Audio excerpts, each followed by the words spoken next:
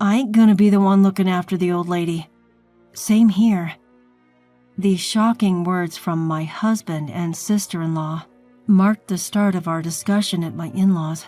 My brother-in-law and his wife and I froze in response. Why don't you and Sarah take care of her if you're so concerned? We don't need the burden of an old woman in our home. My sister-in-law spat those words at me and my brother-in-law, with my husband just staring at us without a hint of remorse. How could they cast aside their own parents who had raised and loved them so easily? I was flabbergasted, and for the first time in my life, I felt an intense anger. But my husband and sister-in-law were oblivious to a surprising truth about my mother-in-law. Sarah and her family will be taking care of me. Do you think $1 million will cover the car and my accessible living accommodations? What? We too were taken aback by this revelation about my mother-in-law.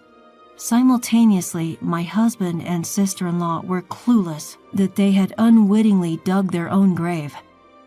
My name is Sarah. This year, I turn 40. Inspired by my parents, who were artists, I too pursued a career in art. Now I teach at a famous art school in New York. It's busy, but I love it because I get to work with American art. Through a family friend named Emily, I met and married her son Gavin when I was 26. We had our daughter Autumn the following year and our daughter Kate 3 years later.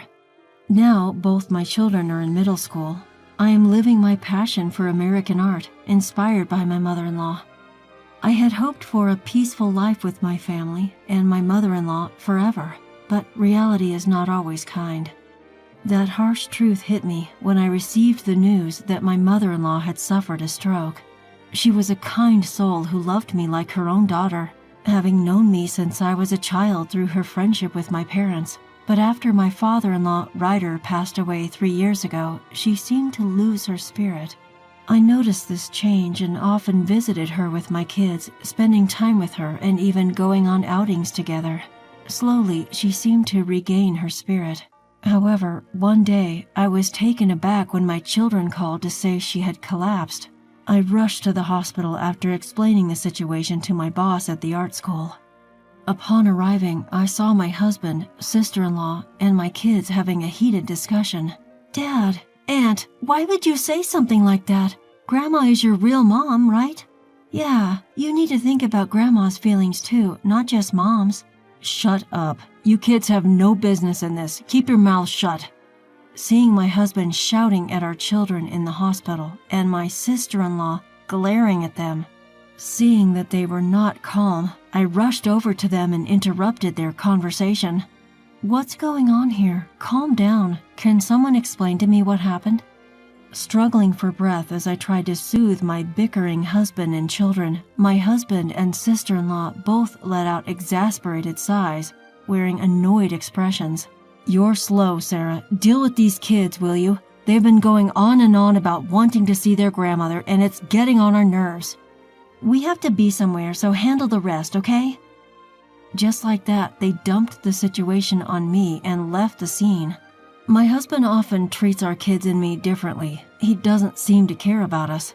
This happens all the time. And while he has a part-time job that keeps him busy 4 days a week, it's not like he's bringing in a lot of money. Worse yet, all that he earns, he spends on himself. Furthermore, including his part-time work, he's always out and about from morning till night. On the rare occasions that he's home, he's always fiddling with his phone or buried in a comic book. I've repeatedly asked him to help with the household chores and spend some quality time with our kids. However, he just ignores me or lashes out with harsh words, much like he did with our daughter earlier. After getting married and having children, thanks to the generosity of my parents-in-law's friends, I never thought our life would turn out this way. It makes me wonder if I should have given my marriage more thought when choosing a life partner. As for my sister-in-law, she behaves just like my husband, indifferent towards me, our kids, and even mother-in-law. And it's not just mother-in-law. She was the same way with my father-in-law when he was alive. If she's interested in anything, it's her job as a hostess where she gets to entertain young men. Therefore, she does absolutely nothing in terms of household chores or caring for mother-in-law at our shared home. Whenever mother-in-law tries to tell her something, she snaps back. Geez, be quiet. Unlike you, I don't have that much free time. Being a hostess is a decent job for me, and it's what keeps me going. With a grimace on her face, she vehemently rebuffs mother-in-law and hardly ever takes her seriously. The saying, parents' hearts are unknown to their children, could not ring truer in this situation, or rather, it's worse than that. At the sight of such atrocious behavior from their daughter and son, I was at a loss for words. Nevertheless, with mother-in-law currently undergoing surgery, my main concern was for her well-being. I continued to pray that the surgery would go smoothly. Amidst all of this, a certain someone arrived at the hospital, someone I had called on our way here. Sister-in-law, how is Mom? How is Mom doing? It was Shane, the younger brother of my husband and sister-in-law, his wife Mia, who is 2 years younger than him, and their twin daughters, who are the same age as my children. The brother-in-law's family had rushed here for mother-in-law and were panting and drenched in sweat. Brother-in-law became a novelist after one of the novels he wrote as a hobby during his university days got published online and became a huge hit. After graduating from university, he became a novelist, got married 2 years later, and had twin daughters. Now, due to work, he has moved out of his parents' house and lives peacefully with his family of 4 in an apartment in the city. Well, she's still in surgery. It's uncertain what will happen. I see. There was nothing else I could say to reassure them. However, in the face of such vague, comforting words, the brother-in-law looked slightly relieved. Unlike his older brother and sister, brother-in-law genuinely cares for us and mother-in-law. Just like me, he was worried about mother-in-law, who had aged and become a widow. Therefore, he kept in touch with mother-in-law, brought his family back to his parents' house several times to check on her, which also served as a source of comfort and strength for mother-in-law. My in-laws were genuinely kind souls, and had always avoided saying anything more than necessary to my husband, my sister-in-law, my brother-in-law, since they were children. I suspect that this, unfortunately, resulted in my husband and sister-in-law becoming the way they are. The only consolation is that brother-in-law grew into a decent human being. A few hours later, the surgery was over and the doctor called us into a tiny room. We've done all we could. She'll survive, but there will be lingering effects. She's going to need round-the-clock care from here on out, he told us, leaving me and brother-in-law's family breathless. It would be wonderful if mother-in-law could be healthy again. Not caring for her would inevitably mean dealing with my husband and sister-in-law more often than I'd like. Despite our reluctance, brother-in-law and I decided to call my husband and sister-in-law. They seemed bothered by the situation, but after a thorough explanation and persuasion from us, they finally agreed to talk about it. We had a meeting at my in-laws' house while mother-in-law was still hospitalized, and both my husband and sister-in-law attended. As soon as we started the meeting, my husband and sister-in-law began complaining, saying they weren't interested in caring for mother-in-law. I ain't taking care of that old hag. Same here. What?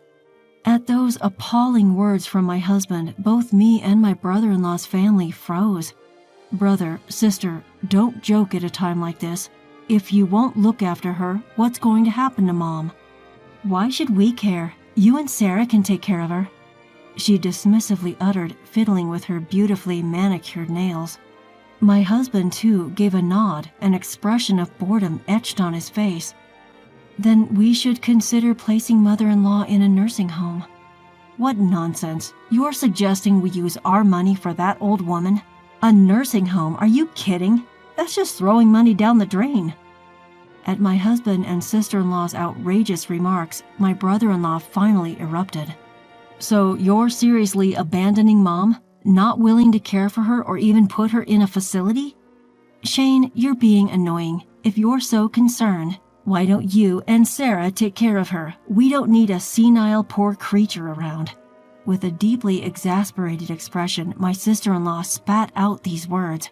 My husband, too, was showing signs of frustration. At this point, I couldn't keep quiet any longer. Hold on. What's the meaning of this? She's your mother, and Gavin's and Shane's, right? As if we care. Just because she's our mom, why do you assume we have to take care of her? Shane is her son too, so you and Shane can take care of her. Sarah, you don't have formal qualifications, but you've been caring for Mom almost every day, right? So looking after her should be a piece of cake for you, right?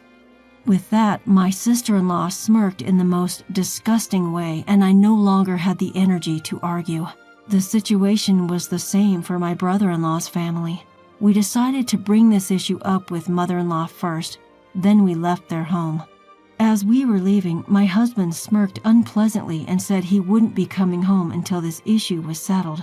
That they would so easily abandon their own mother who had raised and loved them. I was in disbelief, and for the first time in my life, I felt a deep anger. Days later, with heavy hearts, my brother-in-law's family and I visited the hospital where mother-in-law was admitted. When we entered mother-in-law's hospital room, she was in better spirits and greeted us with a smile. "Oh, Sarah and Shane, I'm sorry for being a bother." Every time we visited, mother-in-law would say something like this. "Mom, don't say such things. Look, we've brought your favorite grapes and pears. If there's anything else you'd like to eat, just tell us and we'll get it for you." Mother-in-law's condition had improved since she was first admitted, but as a side effect mentioned by the doctor, she had become paralyzed on her right side. As a result of her condition, she needed help from the nurses to eat, which had become quite difficult. Facing mother-in-law in this condition, my brother-in-law's family and I were hesitant, but we made up our minds to discuss our meeting with my husband and sister-in-law and propose living together at home. Really? I can't believe Olivia and Gavin would do such a thing to me. Saying this, my mother-in-law looked downcast, and that's when it hit me. She must have sensed somewhere deep down that she wouldn't be able to return to her own home anymore. In spite of it being my mother-in-law's house, my sister-in-law and her husband were living there.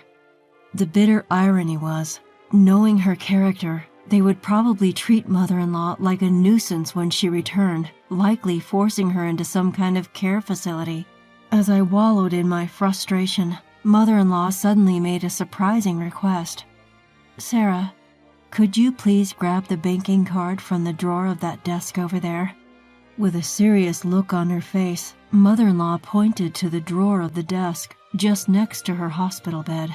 Inside that drawer were the valuable items, including the banking card, that I'd previously brought her from her house when I'd visited her in the hospital. I wondered what she could possibly need a banking card for, but fetched it nonetheless. Once in mother-in-law's hands, she opened it, revealing it to me and my brother-in-law and his wife. "I've got savings here. Could you and Shane make use of it?" Brother-in-law and I were flabbergasted at the sight of the banking card. It showed a balance the likes of which we had never seen before. In that moment, I became certain that I could show my husband and sister-in-law something they didn't expect. A few days later, brother-in-law and I called our spouses, asking them to come for an important meeting. The meeting would be at mother-in-law's hospital. My husband and sister-in-law showed their disdain when they heard about the venue, but bit when we added that mother-in-law had important matters to discuss regarding her future. They probably assumed she had decided to move into a facility and surrender the house and, of course, the money. The following day, my husband and sister-in-law showed up at mother-in-law's hospital room. Upon seeing mother-in-law, myself, our children, brother-in-law, and his family all gathered there, their faces turned sour. "Why are all of you here?" "Mom, we just want to clarify, what exactly do you plan to do?" Their questions hung in the air, and mother-in-law, her face serious, responded, "I allowed Sarah and Shane to tell you. I have crucial matters to discuss about our future. That's why I asked everyone to gather here." My husband and sister-in-law looked at each other, both with puzzled expressions. Then mother-in-law, taking a deep breath, addressed them. "As per your wishes, I will move out once I am discharged. I will no longer show up in front of you or interfere with your lives ever again." "What?" My husband and sister-in-law stared at mother-in-law, their faces akin to deer caught in the headlights. Sarah and Shane have filled me in on everything. The conversation you had about me in my house, the way you called me a terrible burden and planned to cast me out. I know it all. What the... Sarah, you... Way to spill the beans, Shane. You two hold on, the conversation isn't over yet. My husband and sister-in-law shot me and brother-in-law a furious glare. However, a stern rebuke from mother-in-law quickly turned their attention back to her. In exchange for my departure and our final goodbye, I'm asking both of you to leave the house as well. Naturally, I will be cutting ties and excluding you from any inheritance. What? The surprise on my husband and sister-in-law's faces was undeniable. From now on, I will be in Sarah's care. As I mentioned before, would $1 million suffice to make the house accessible and purchase a new car? What? Upon my mother-in-law's insistence, I pulled out the banking card I had tucked away in my pocket and presented it to my husband and sister-in-law. As expected, both of them were taken aback by the balance on the card. $1 million? How? What's happening? It's impossible. How does our mother, an elderly woman with no job, have this much money? It's your father's legacy, money he'd been saving all this time, okay? What? While my husband and sister-in-law looked even more confused, my mother-in-law started repeating the story she had shared with us a few days ago. According to her, my father-in-law was actually a wealthy man. When he passed away 2 years ago, she inherited his fortune of $1 million. My husband, sister-in-law, and even brother-in-law had been kept in the dark. The reason? Their father wanted to avoid gold diggers and thus had not disclosed his wealth to anyone other than my mother-in-law. Before his death, he expressed his wish for his children to use the money when they need it and entrusted all of his assets to my mother-in-law. Knowing this truth, my husband and sister-in-law were speechless, just like we were that day. Then my mother-in-law concluded, I was planning to split this money between you two, but after understanding your true feelings, I've changed my mind. Olivia, Gavin, you are no longer my children. I want you to leave this house. My husband and sister-in-law were jolted back to reality by her cold dismissal. What? What are you saying? Gavin and I are your legitimate children too. The only child I have is Shane.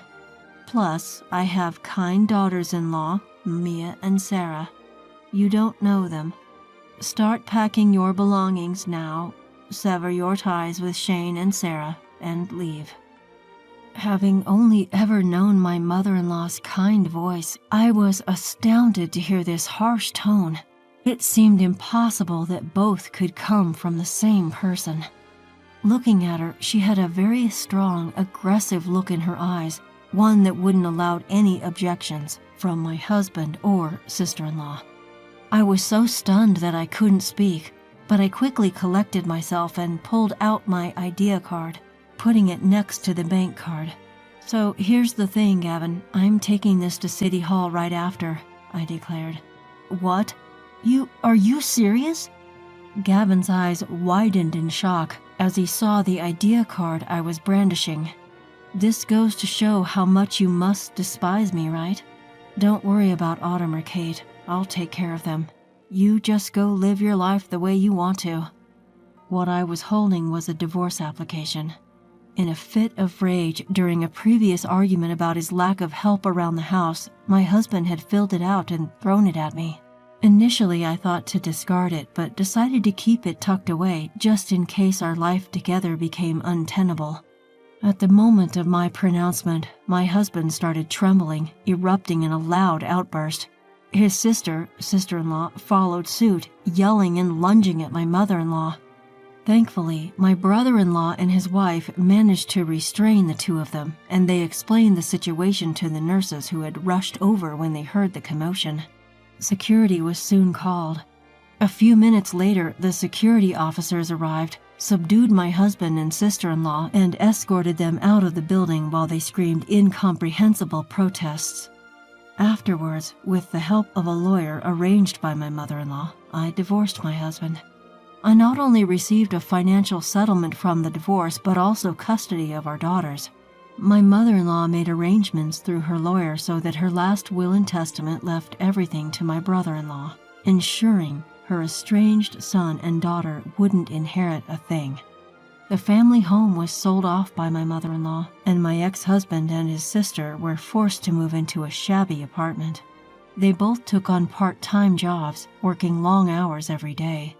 Yet they still found time to blame each other for their predicament and bicker constantly, much to the annoyance of their landlord and neighbors. As for me, I had my mother-in-law move into my home after she was discharged from the hospital, as per her wishes. Together with my kids, we took care of her. It was no easy task, but since I was already used to helping her out, it wasn't burdensome. We maintained a good relationship and went about our day-to-day lives in peace.